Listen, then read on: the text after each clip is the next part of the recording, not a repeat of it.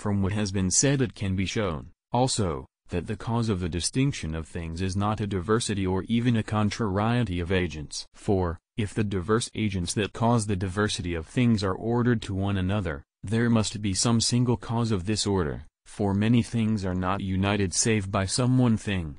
And thus the ordering principle of this unity is the first and sole cause of the distinction of things. But, if these diverse agents are not ordered to one another, their unified action in producing the diversity of things will be accidental. The distinction of things, therefore, will be fortuitous. But we have already proved that the contrary is true. Ordered effects, moreover, do not proceed from diverse causes devoid of order, except perhaps accidentally, for the diverse, as such, do not produce the one.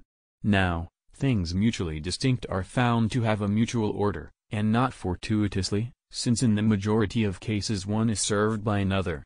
Hence, the distinction of things thus ordered cannot possibly be accounted for by a diversity of agents without order. And let us add that the first cause of the distinction of things cannot be things whose distinction from one another itself is caused. Yet, if we consider several agents of the same order, their distinction from one another must necessarily have a cause, for their being itself is caused, since, as we have shown, all beings are from one first being. But we have just proved that the cause of a thing's being, and of its distinction from other things, is the same. Diversity of agents, therefore, cannot possibly be the first cause of the distinction among things. Furthermore, if the diversity of things results from the diversity or contrariety of diverse agents, this would seem especially true, as many say, of the contrariety of good and evil, such that all good things proceed from a good principle and evils from an evil principle, good and evil being found in every genus. It is, however, impossible that there should be one first principle of all evils. For, since things that exist through another are referred to those that exist of themselves, the first active cause of evils would necessarily be evil of itself. Now, we say that a thing is such of itself which is such by its essence. Therefore, the essence of a thing evil of itself will not be good. But this is impossible. For everything that is must necessarily be good so far as it is being. For everything loves its own being and desires its preservation, an indication of which is the fact that everything resists its own dissolution, and the good is that which all things desire. It is, therefore, impossible for the distinction among things to proceed from two contrary principles, the one good, the other evil. Again, every agent acts so far as it is in act, and so far as it is in act, each and everything is perfect, while everything that is perfect, as such, is said to be good. It follows that every agent, as such, is good. If, then, a thing were evil of itself, it could not be an agent. But, if a thing is the first principle of evils, it must of necessity be evil of itself, as we have just shown. Therefore, the distinction in things cannot possibly proceed from two principles, one good, the other evil. What is more, if every being, as such, is good, then evil, as such, is a non-being. But there can be no efficient cause of non-being as such. For every agent acts so far as it is a being in act, and every agent produces its like. Therefore, no cause that is of itself active in character can be assigned to evil as such. Evils cannot, then, be referred to one first cause that is of itself the cause of all evils. Consider, too, that anything brought into being outside the scope of the agent's intention has no essential cause, but happens accidentally, as when a person finds a treasure while digging with the object of planting things. But evil in an effect cannot arise except beside the agent's intention. Every agent intends good, for good is that which all desire. Evil, therefore, has no essential cause, but occurs accidentally in the effects of causes. Hence, there is no question of maintaining the existence of one first principle of all evils. Bear in mind, also, that contrary agents have contrary actions, so that contrary principles are not to be attributed to things produced by one action.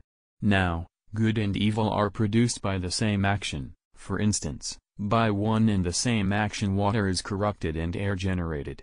Hence, there is no reason for postulating contrary principles in order to explain the difference of good and evil that we find in things. Another argument is this: that which has no being at all is neither good nor evil.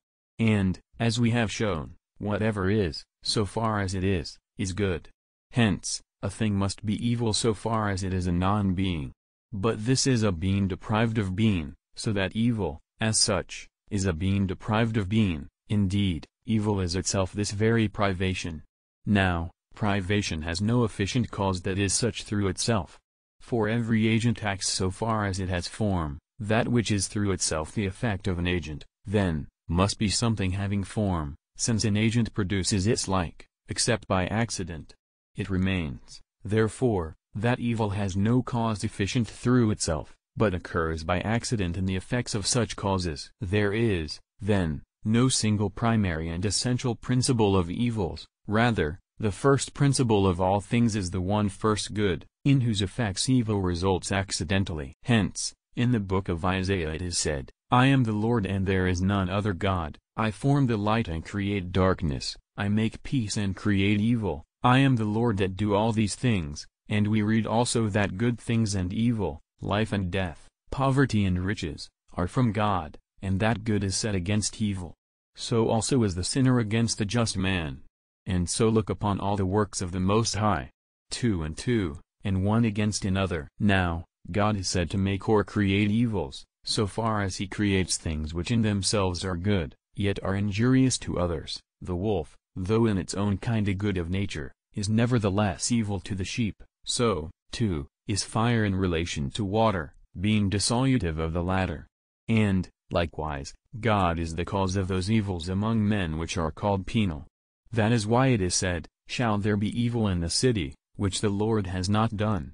And in this connection Gregory remarks, even evils, which have no subsistent nature of their own, are created by the Lord, but he is said to create evils when he uses created things, which in themselves are good, to punish us for our evil doings. This cancels the error of those who postulated contrary first principles, an error originated by Empedocles, who laid down two primary efficient principles, friendship and strife, declaring the former to be the cause of generation, the latter of corruption, so that, as Aristotle remarks in Metaphysics 1, it would appear that Empedocles was the first to posit two contrary principles, good and evil. Pythagoras also postulated two primary principles, good and evil, not as efficient principles, however, but as formal ones.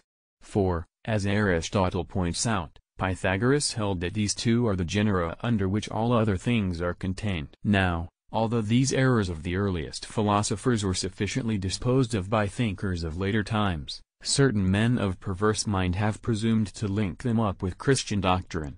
The first of these was Marcius, from whom the Marcians are named, who under the Christian label founded a heresy, holding the existence of two opposing principles. Following after him were the Sidonians, then later the Marcionists, and at last came the Manichaeans, who spread this error abroad most of all.